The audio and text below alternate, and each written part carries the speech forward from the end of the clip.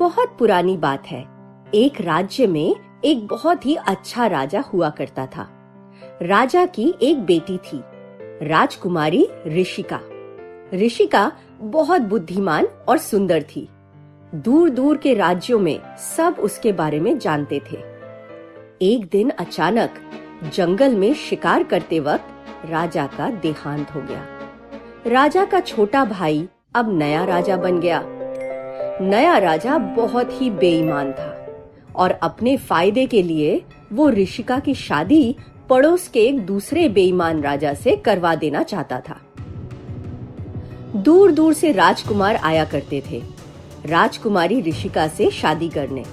वो सबको एक ही चुनौती देता था, दूर एक डरावने पहाड़ से मेरे लिए एक कमल का फूल ले आओ।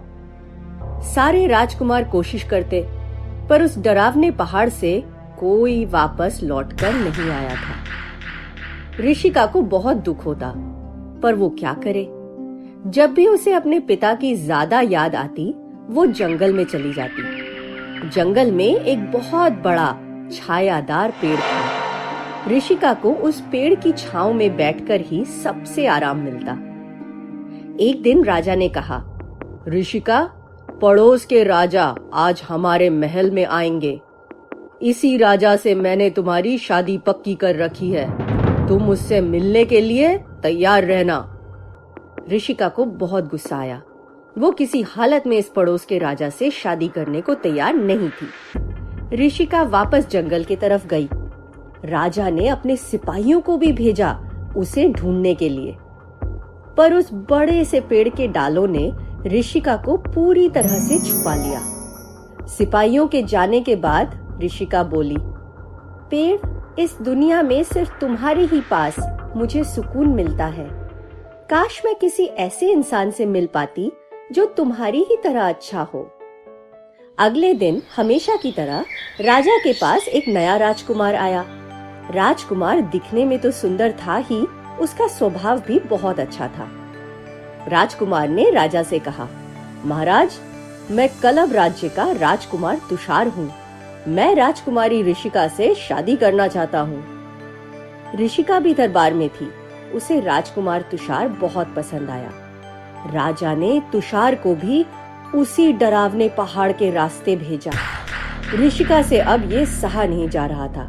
वो वापस जंगल में भाग के गई अपने पसंदीदा पेड़ के पास।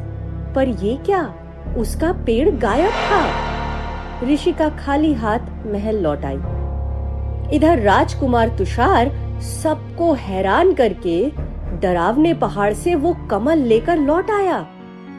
जैसे ही राजा ने तुषार को देखा, उसने गुस्से में अपने सिपाहियों को उसे गिरफ्तार करने को कहा। मगर ऋषिका चिल्ला उठी, सिपाहियों, क्या तुम देख नहीं रहे हो कि ये राजा कितना बुरा है? अगर तुम्हें मेरे पिता याद है तो वही करो जो सही है।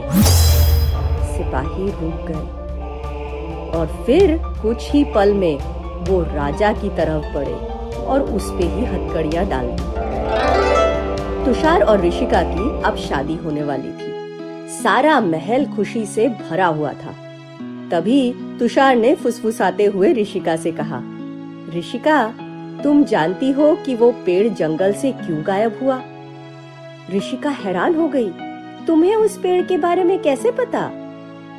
तुषार ने हंसते हुए कहा, क्योंकि ऋषिका, मैं ही वो पेड़ हूँ। बहुत सालों पहले एक जादूगर ने मुझे पेड़ में बदल दिया था और कहा था कि एक दिन मैं किसी राजकुमारी के काम आऊंगा और तभी मेरा जादू टूटेगा।